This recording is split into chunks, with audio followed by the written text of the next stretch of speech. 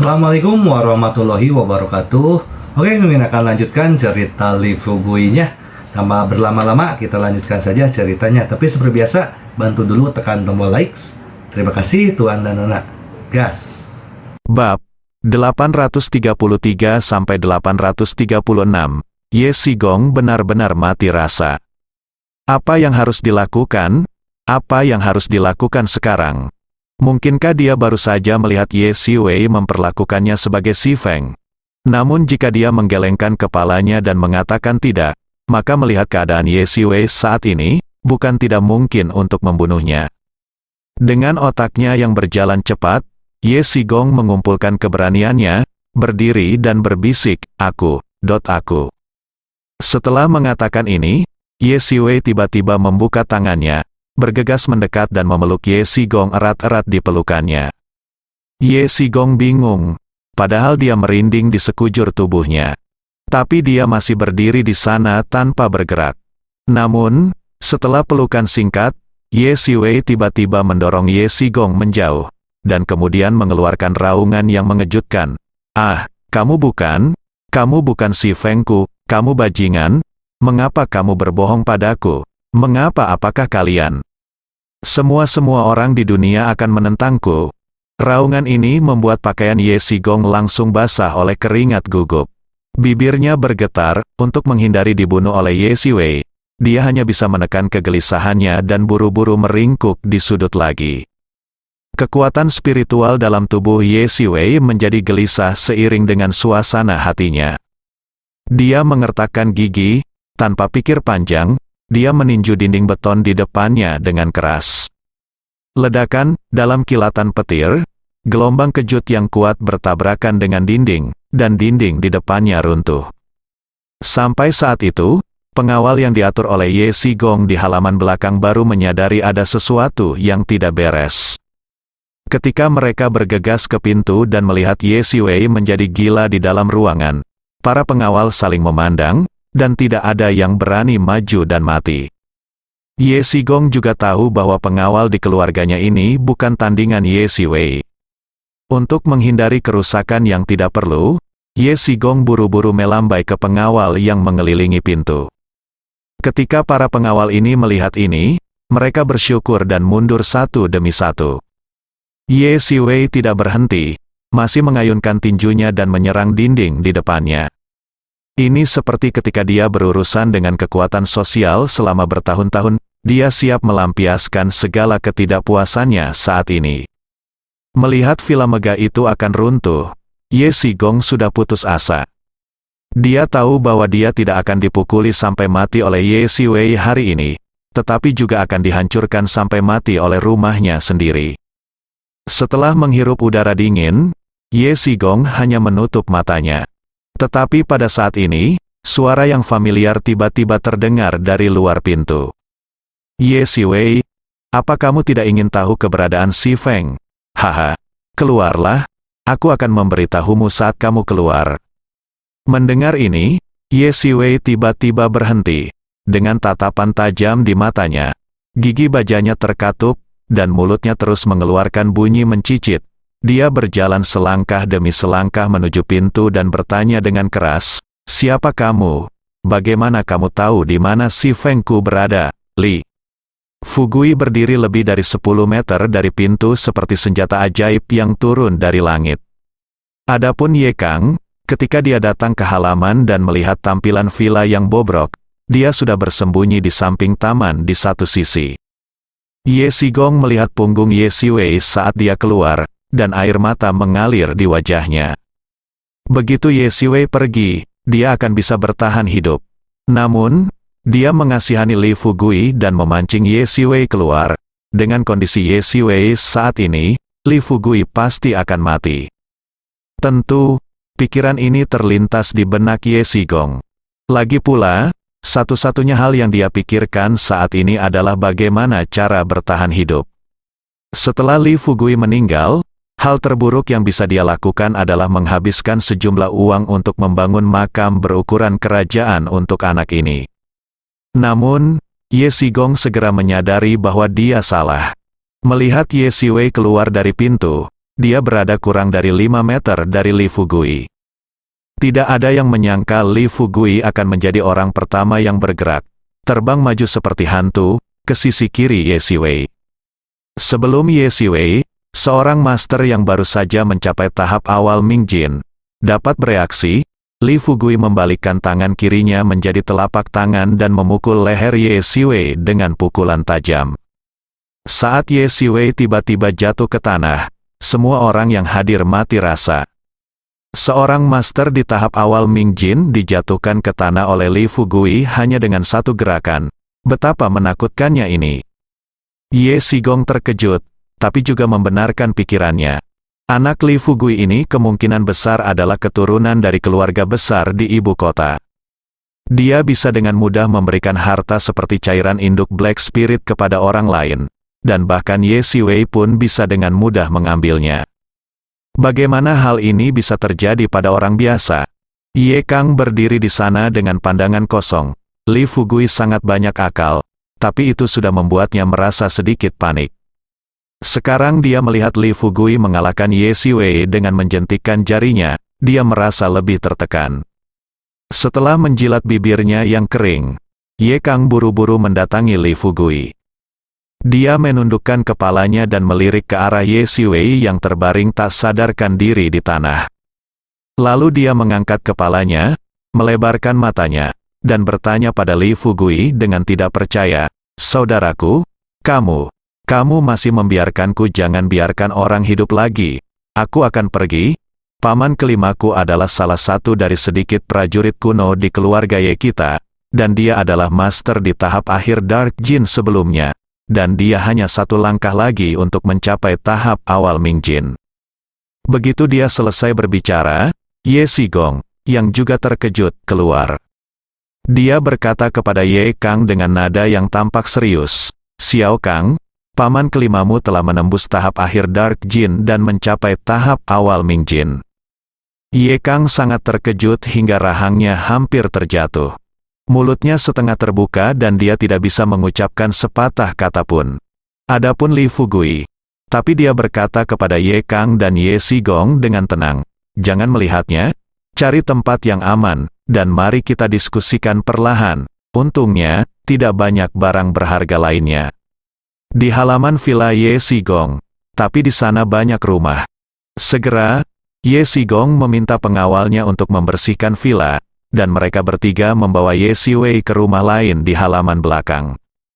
Di ruangan kosong, Ye Sigong menatap Ye Siwei di tanah dengan bingung.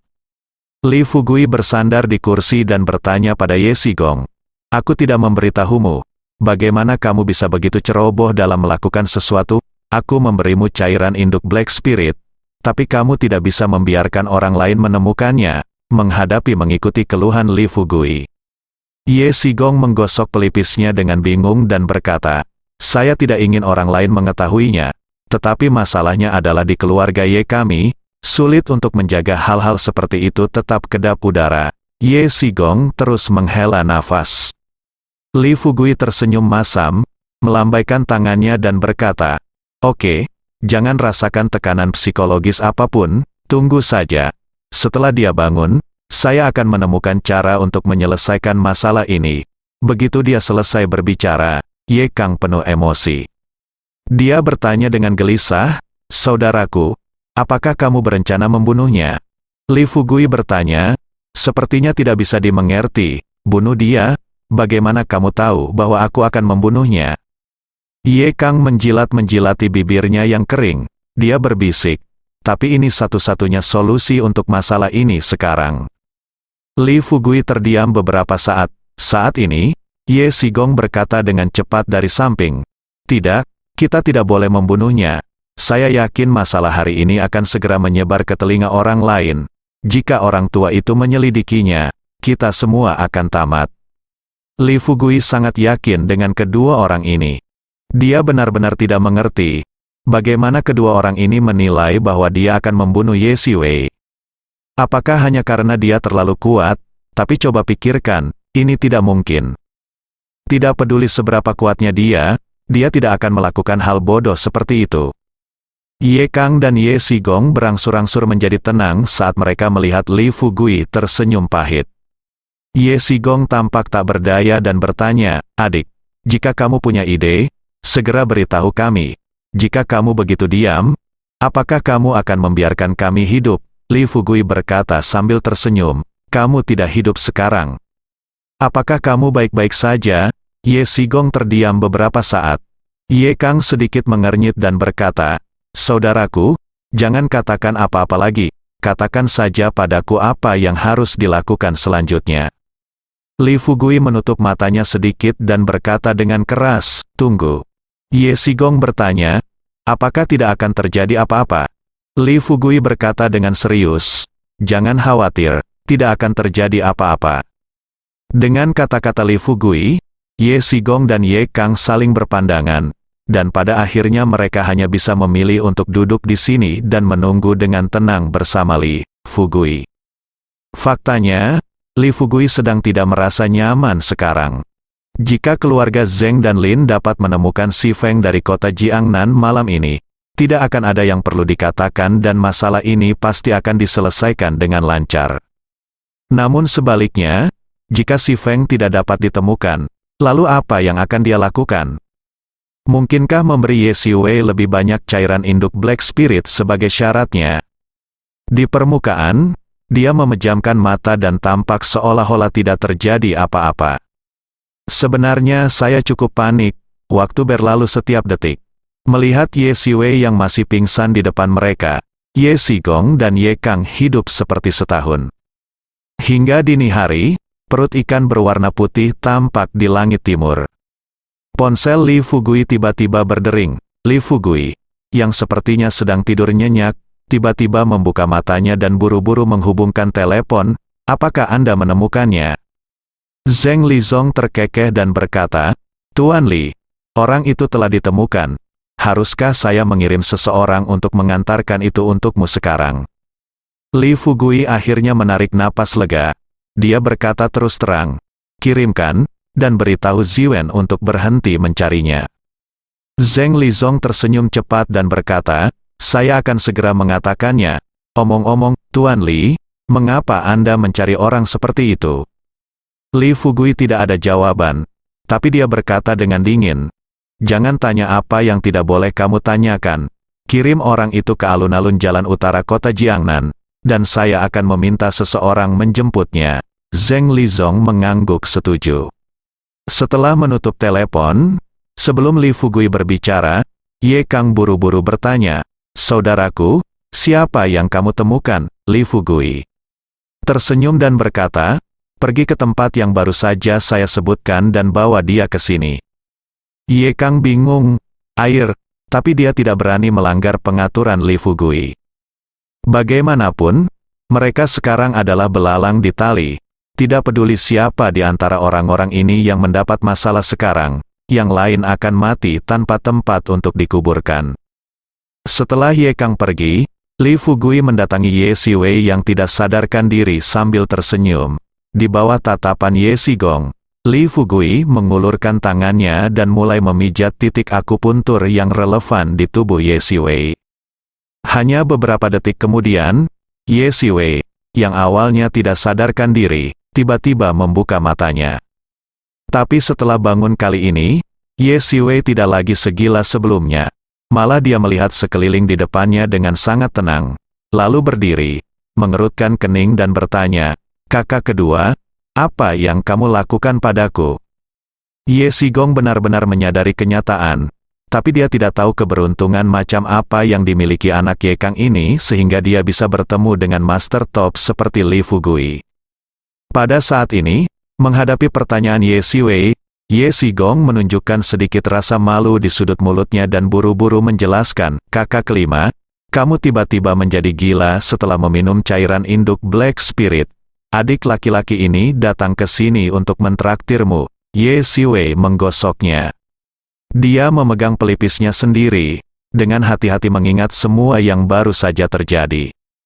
Setelah beberapa saat, dia akhirnya menjernihkan pikirannya, sedikit kepanikan muncul di matanya, mundur beberapa langkah, lalu berkata kepada Ye Sigong, "Kakak kedua, Aku tidak menyangka kamu berkolusi dengan keluarga lain.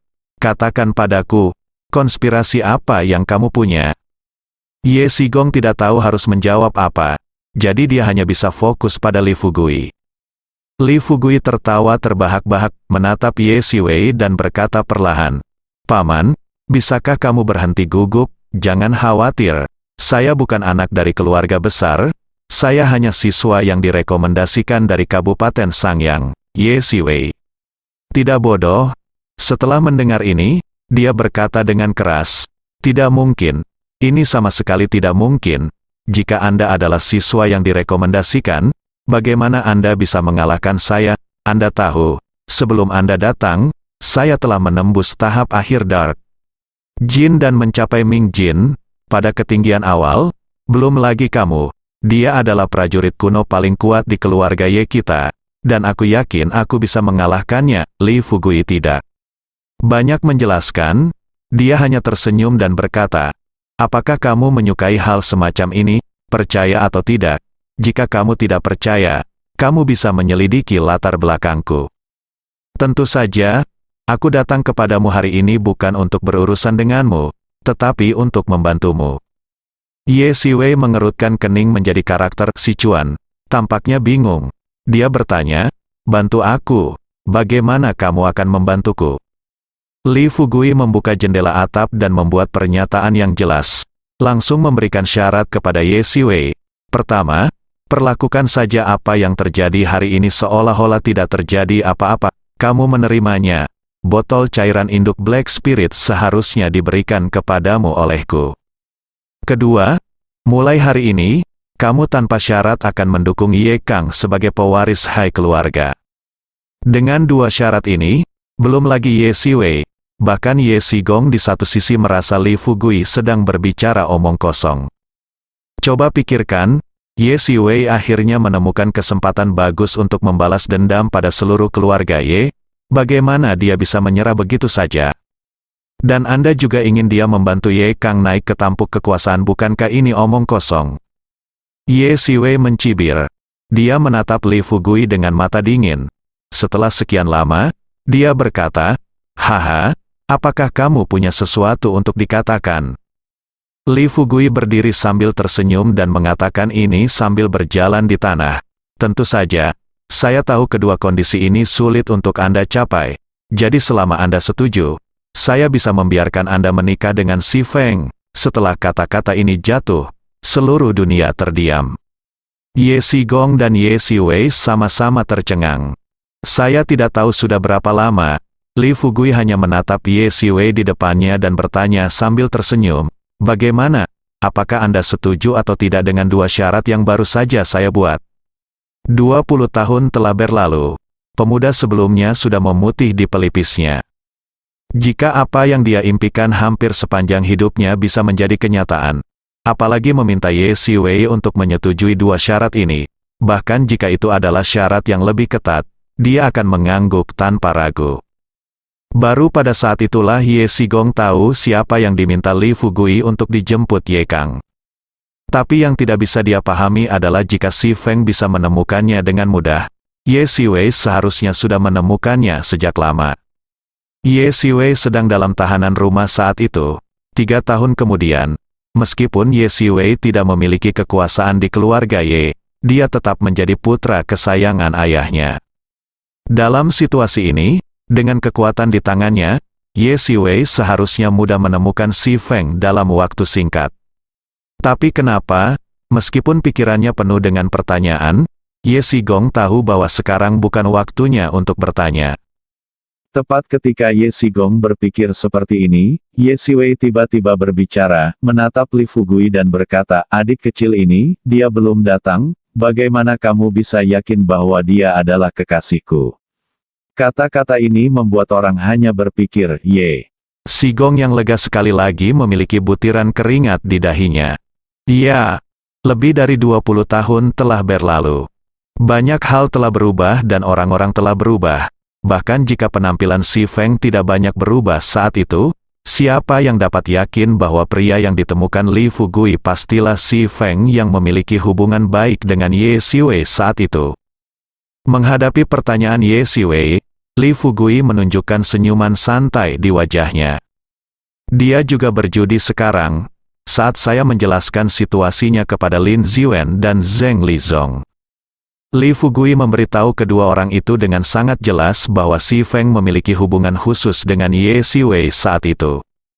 Tapi dengan ini, Lin Ziwen dan Zheng Lizong seharusnya tidak menemukan yang palsu, bukan? Di samping itu, itulah kekuatan keluarga Lin dan keluarga Zheng di kota Jiangnan. Jika mereka ingin menemukan seseorang, mereka hanya perlu melakukan beberapa panggilan, dan tentu saja akan ada banyak orang yang membantu mereka menemukannya. Namun, Li Fugui tidak tahu bahwa alasan mengapa Si Feng begitu mudah ditemukan adalah karena dia ada hubungannya dengan keluarga Zheng. Hal ini juga dimulai lebih dari 20 tahun yang lalu. Mereka juga keluarga besar, tentu saja, mereka saling memantau dengan cermat. Orang tua dari keluarga Ye sangat sukses karena penampilan Ye Siwei di rumah dan temperamen Ye Siwei yang jujur. Dia tidak pernah menyangka putranya akan memiliki hobi seperti itu. Oleh karena itu, ketika seseorang mengatakan kepada lelaki tua dari keluarga Ye bahwa Ye Siwei memiliki hubungan dekat dengan seorang lelaki, lelaki tua itu memarahinya, mengatakan bahwa putranya adalah lelaki yang kuat, bagaimana ia bisa memiliki preferensi seperti itu. Namun keluarga Zheng dan keluarga Ye memiliki sikap berbeda terhadap masalah ini. Ketika keluarga Zheng mendengar kejadian ini, mereka segera mengirim orang untuk memantau dengan cermat setiap gerakan Ye Siwei dan Si Feng. Karena keluarga Zheng tahu di dalam hati bahwa preferensi khusus semacam ini umumnya tidak dapat diterima oleh keluarga biasa, apalagi keluarga besar seperti keluarga Ye. Saat itu, keluarga Zheng bahkan menganggap kejadian ini sebagai kartu truf mereka untuk mengubah nasib dan mengalahkan keluarga Ye sepenuhnya. Sesuai dengan situasi saat itu, semua orang di kota Jiangnan merasa bahwa Ye Siwei akan segera menjadi pewaris kepala keluarga Ye. Selama keluarga Ye mengumumkan berita ini, dan pada saat itu, mereka membuang kartu truf ini pada titik kritis, tidak peduli seberapa kuat keluarga Ye, opini publik akan menghancurkan keluarga Ye. Tapi yang tidak disangka keluarga Zheng adalah mereka meremehkan perasaan mendalam antara Ye Siwei dan Si Feng. Tidak ada yang menyangka Ye Siwei akan membicarakan masalah memalukan seperti itu di depan semua orang di keluarga Ye, dan bahkan bersiap untuk mengadakan pernikahan dengan Si Feng. Begitu berita itu keluar, orang tua dari keluarga Zheng tercengang. Setelah dia menenangkan diri sebanyak mungkin, dia meminta orang-orang untuk memperhatikan perkembangan Si Feng. Akibatnya, Si Feng dikirim keluar kota Jiangnan oleh ayah keluarga Ye untuk mempersiapkan kematiannya. Setelah lelaki tua dari keluarga Zheng melihat dengan jelas niat keluarga Ye, dia secara pribadi maju dan membayar 10 juta untuk membuat Si Feng ditawan di rumahnya sendiri. Waktu berlalu, bertahun-tahun telah berlalu, orang tua dari keluarga Zheng bahkan sempat melupakan keberadaan Si Feng. Hingga malam ini, Zheng Lizong tiba-tiba meminta untuk menggunakan kekuatan keluarga Zheng untuk menemukan Si Feng. Lelaki tua itu tidak bereaksi saat itu dan meminta Zheng Lizong untuk menanganinya sendiri. Alhasil, berbagai upaya pencarian yang dilakukan sang putra selama 3 atau 4 jam tidak membuahkan hasil.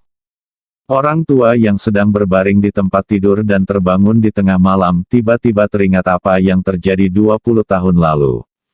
Dia buru-buru menghubungi nomor telepon putranya dan menanyakan tentang Si Feng secara detail, lalu memberitahu Zheng Lizong tentang keberadaan Si Feng.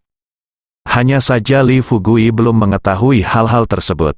Menanggapi keraguan Ye Siwei, Li Fugui bersumpah, kamu akan tahu apakah itu ya atau tidak ketika orang datang nanti. Jika tidak, kamu dapat menangani masalah ini sesuka kamu. Ye Siwei memiliki ekspresi yang rumit, dan dia berkata dengan ekspektasinya. Ada sedikit kepanikan, bercampur dengan sedikit niat membunuh. Setelah Li Fugui selesai berbicara, butuh lebih dari 10 detik sebelum dia berkata dengan dingin, "Oke, jika bukan kamu yang datang, aku akan membunuhmu." Li Fugui tersenyum tipis, duduk di kursi, dan berkata dengan tegas, "Baiklah, jika aku bukan kekasihmu dan kamu ingin membunuhku, silakan saja. Jantung Ye Sigong kembali terangkat ke tenggorokannya. Dia berpikir bahwa anak ini terlalu percaya diri. Apa yang terjadi 20 tahun yang lalu sudah begitu lama, dan hanya butuh beberapa jam baginya untuk menemukan seseorang yang menurutnya adalah kekasih Ye Siwei entah dari mana. Mungkinkah orang ini menggunakan taktik penundaan? Dan apakah si Feng yang dia panggil adalah penolong yang ditemukan anak ini dari suatu tempat? Tapi ide itu muncul begitu saja di benak saya. Ye Sigong langsung menyangkalnya. Jika anak ini tidak pernah bergerak di depannya, gagasan ini 100% benar. Tapi masalahnya, anak ini telah melakukan sesuatu pada Ye Siwei. Ye Siwei, yang telah menembus tahap akhir Anjin, dikalahkan dalam sekejap dengan kekuatan seperti itu. Penolong seperti apa yang bisa dia temukan? Sementara ketiga orang itu menunggu, matahari diam-diam telah menampakkan separuh wajahnya. Sinar matahari kemasan masuk dari kamar dan menyinari orang tersebut, membuat Ye Sigong, yang merasa kedinginan sepanjang malam, merasakan sedikit kehangatan. Di halaman depan, para pelayan dan pengawal yang membersihkan sudah selesai membersihkan, dan para pekerja yang diundang oleh istri Ye Sigong juga sudah mulai memperbaiki rumah yang rusak. Mobil yang menemani Ye Kang perlahan melaju ke dalam kompleks. Jauh dari sana, Li Fugui pertama kali mendengar suara khusus mesin mobil. Dia berdiri dan datang ke pintu, melihat ke kejauhan. Ye Sigong menyeka keringat di dahinya dan bertanya dengan hati-hati, "Adik, apakah kamu di sini?" Li Fugui tersenyum santai dan berkata, dia akan segera datang. Begitu dia selesai berbicara, sebuah mobil muncul di depan semua orang. Ketika mobil berhenti di depan pintu kamar, Ye Siwei mengepalkan tinjunya. Meskipun matanya penuh harapan, pada saat ini, dia tidak bisa menahan diri untuk berbalik dan menjauh dari mobil. Faktanya, Ye Siwei mengetahuinya di dalam hatinya. Jika Li Fugui benar-benar menemukan si Feng hari ini, dia akan bisa menikahi si Feng selama sisa hidupnya. Tetapi jika orang ini tidak dapat menemukan si Feng, dia juga berpikir jika dia bisa membunuh Li Fugui, dia akan membunuhnya. Jika dia tidak bisa membunuhnya, dia mungkin juga bersaing dengan anak ini dalam pertarungan hidup atau mati. Ye Kang turun dari bas dulu, dengan senyum cerah di wajahnya, setelah membuka pintu belakang. Dia tampak berkata dengan hormat, "Paman," keluar dari mobil. Itu benar, si Feng sekarang berusia 40-an atau 50-an di mata Ye Kang.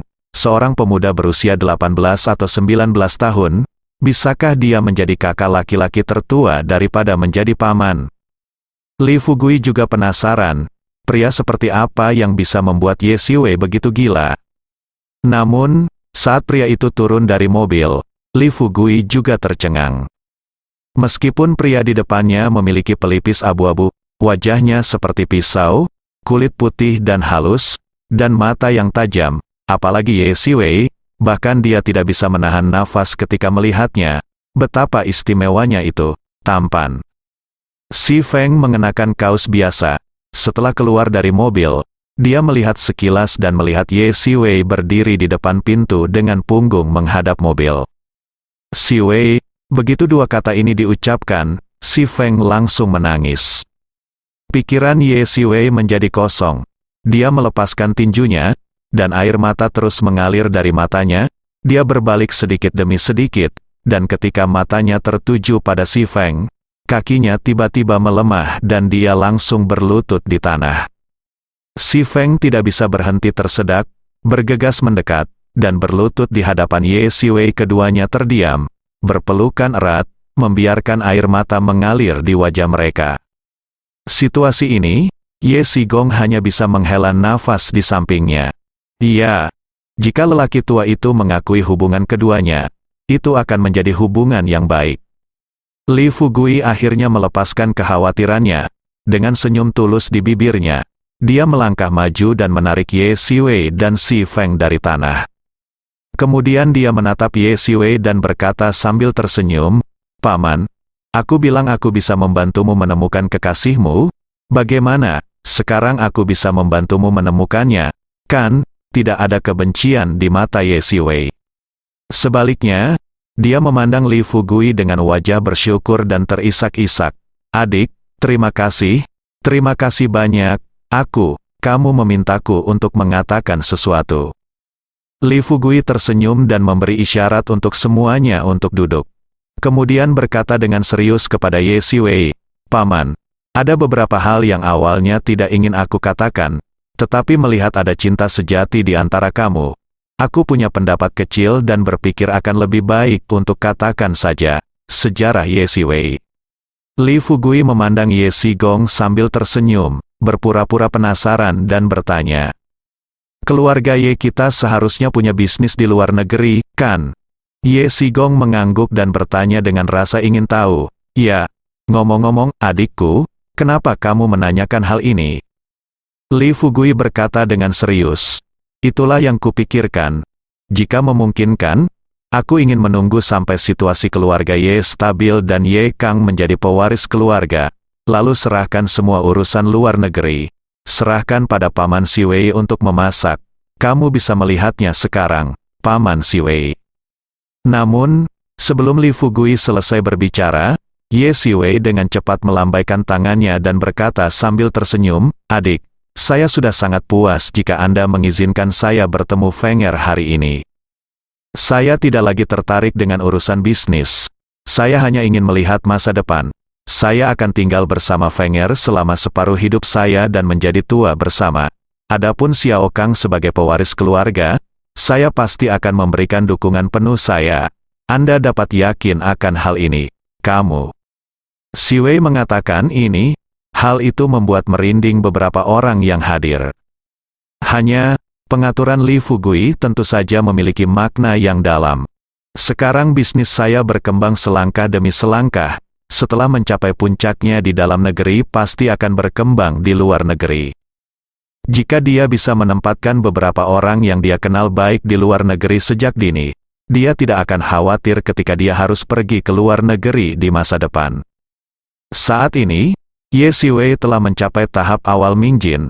Keterampilan seperti itu adalah sesuatu yang hanya bisa dicapai oleh sedikit orang di Tiongkok. Di luar negeri, dia pasti bisa mengalahkan beberapa kekuatan biasa. Sebelum dia resmi berkembang di luar negeri, biarkan Ye Siwei mendapatkan pijakan secepatnya. Setelah dia meninggal, dia bisa menghindari banyak masalah yang tidak perlu. Sekarang mendengar perkataan Ye Siwei, Li Fugui tiba-tiba berkata kepada Ye Siwei, "Paman, aku akan membantumu menemukan pacarmu dan membiarkanmu mendukung Ye Kang. Tapi yang terpenting adalah aku iri pada cinta sejati. Kuharap semua kekasih di dunia pada akhirnya akan menikah. Ada apa? Tidakkah kamu ingin pacarmu resmi menjadi istrimu seumur hidupmu? Tidakkah kamu ingin memberinya nama secara terbuka dan jujur?" Setelah mengatakan ini, Ye Siwei berkata kepada Li Fugui semakin bersyukur dan menitikkan air mata rasa syukur. Ia tidak pernah menyangka pemuda yang pertama kali ditemuinya ini akan benar-benar mewujudkan impian seumur hidupnya. Li Fugui, setelah melihat mata Ye Siwei yang bersemangat, terus tersenyum dan berkata, "Meskipun kami di Tiongkok tidak mengenali cinta sejatimu, kamu bisa mendapatkan akta nikahmu di luar negeri. Selain itu, ketika kamu pergi ke luar negeri, kamu pergi keluar secara terbuka setiap hari. Bukankah menyenangkan berbelanja bergandengan tangan dan menjalani dunia dua orang?" Hati Ye Siwei melonjak. Setelah dia dan Si Feng saling memandang, mereka berdua berdiri dan mendatangi Li Fugui. Tanpa ragu-ragu, mereka berlutut di depan Li Fugui bersama-sama. Li Fugui dengan cepat membantu mereka berdua berdiri. Dia berkata sambil tersenyum, "Sekalipun bisnis keluarga Ye Anda di luar negeri kecil, setidaknya itu cukup untuk memastikan bahwa Anda akan memiliki makanan dan pakaian, kebahagiaan, dan keamanan hidup selama sisa hidup Anda. Bagaimana? Apakah Anda pergi atau tidak?" Karena alasan ini, jika Ye Siwei tidak pergi, dia benar-benar bodoh. Setelah menyetujuinya, Ye Siwei memandang Ye Sigong dengan nada meminta maaf. "Kakak kedua, apa yang terjadi tadi malam sungguh, aku harus mengakui kesalahanmu." Ye Sigong juga terharu dan tertawa terbahak-bahak. Dia juga tidak menyangka bahwa saudara laki-laki yang dia cemburui sepanjang hidupnya bisa mengesampingkan perseteruan masa lalunya dalam semalam dan menjadi saudara yang serius.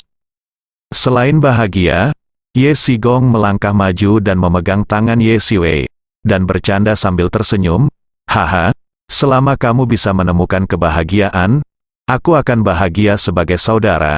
Tapi sayang sekali cairan ibu roh hitamku, hei, sepenuhnya dihancurkan oleh anakmu sekaligus, hilang.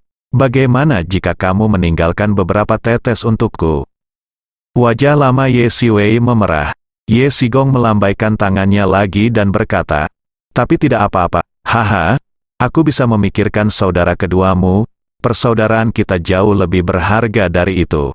Ketika Xiao Kang menjadi pewaris keluarga dan kamu pergi menikah di luar negeri, aku akan datang kepadamu secara langsung. Selamat." Dengan kata-kata Ye Sigong, Ye Siwei berlutut lagi, mengepalkan tangannya, "Terima kasih, saudara kedua." Begitu dia selesai berbicara, Li Fugui mengeluarkan sebotol cairan induk Black Spirit dari samping, menyerahkannya kepada Ye Sigong dan berkata pada saat yang sama, "Ini, jangan khawatir, jika kakakmu meminumnya, tidak bisakah aku memberimu begitu saja, sebotol lagi, ini bukan hal yang langka." Bersambung.